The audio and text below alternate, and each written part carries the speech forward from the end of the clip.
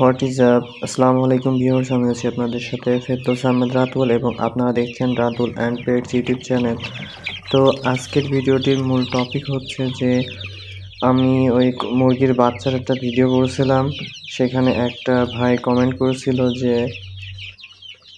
সে নাকি আমার মুরগির পরিচর্যা সম্পর্কে দেখতে চায়, সেজন্য এই ভিডিওটি মূলত করা আজকে। আপনারা যারা গত ভিডিওটি দেখেছেন আপনারা জানতে পারবেন যে কত ছোট ছোট মুরগির বাচ্চা আমি আনছিলাম। তাদের বয়স 7 দিন থাকা অবস্থায় আমি মুরগির বাচ্চাগুলোকে আনছিলাম। তো তারা এখন দেখতে পাচ্ছেন যে কতটা বড় হয়েছে।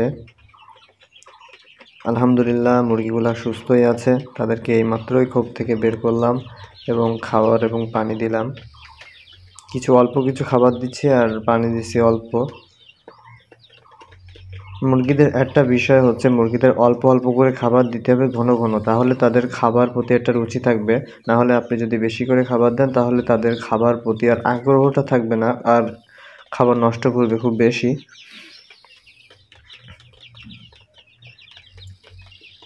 মাশাআল্লাহ, আমার মুরগিগুলা কি খুব চঞ্চল এবং অ্যাক্টিভ আছে।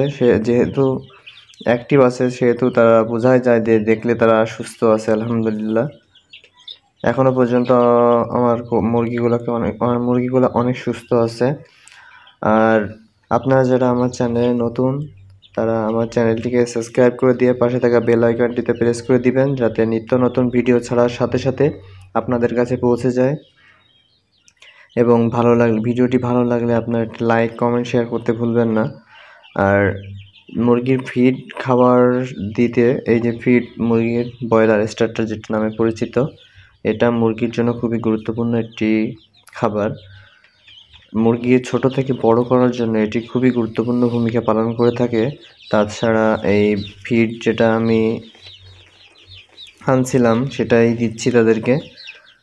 আর এদের জন্য স্পেশাল একটা মিশ্রণের খাবার আমি ভাঙাইতে দিয়ে আসি, মানে কিনে ভাঙাই দিয়ে তারপরে ওদেরকে খেতে দিই। তো মুরগির বাচ্চা দেখতে পাচ্ছেন যে কত সুন্দরভাবে এবং কত তাড়াহুড়ো করে এই ফিডগুলাকে খাচ্ছে। আসলে মুরগির সবচেয়ে প্রিয় খাবার এটাই, ঘাস, লতাপাতা আর ফিড। দেশি মুরগি সেহেতু এদের সবচেয়ে প্রিয় খাবার হচ্ছে ঘাস, লতাপাতা, ফিড, এইগুলাই, চাউল, খুদ, এগুলাই এদের প্রিয় খাবার। তো আপনারা দেখতে পাচ্ছেন যে মুরগি পানি খাচ্ছে। এদের এই ফিড খাওয়ার সময় ফিডটা একটু বড় বড় হয়, আর ফিড খাওয়ার সময় ওদের গলায় আটকে যায়। যেহেতু তাড়াহুড়ো করে ফিড খাচ্ছে সেহেতু তাদের গলায় আটকে যায়, সেহেতু তারা মাঝে মাঝে পানি খেয়ে নিচ্ছে। আপনারা যারা এই ভিডিওতে কমেন্ট করবেন তাদের কমেন্টে রিপ্লাই দেওয়ার চেষ্টা করব। তাছাড়া আপনারা কে কোন ভিডিও দেখতে চান সেটাও কমেন্টে বলবেন, আমি নিশ্চয়ই সেটা নিয়ে রিপ্লাই ভিডিও দেওয়ার চেষ্টা করব।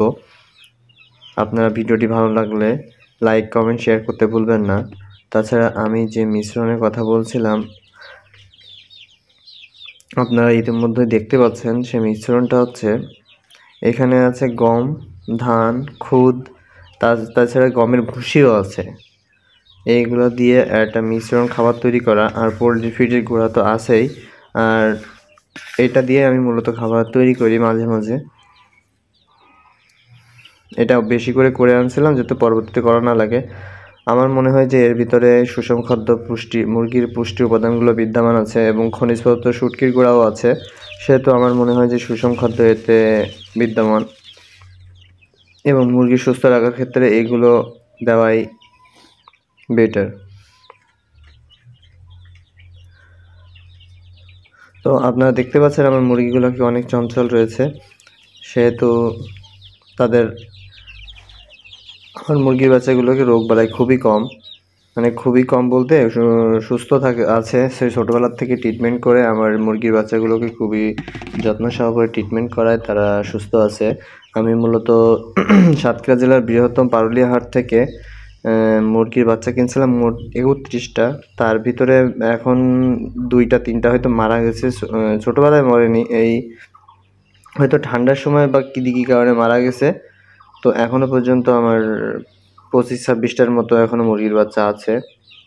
এইখানে তারা থাকে, তাদের এক্সট্রা কোনো খাবার এক্সট্রা কোনো জায়গা দেওয়া হয় না। তাছাড়া এদেরকে আমি ঘাস, লতাপাতা এবং বাঁধাকপি দিয়ে থাকি। ইতিমধ্যে আপনারা জেনে খুশি হবেন যে এদেরকে 10টা বাঁধাকপি খাতি দেওয়া হয়ে গেছে। আর ইতিমধ্যে দেখতে পাচ্ছেন যে 4টা কোয়েল আমি আনছিলাম কেশবপুর হাট থেকে। তো শখের বসে আনা, মূলত এগুলো খাওয়ার জন্য আনা।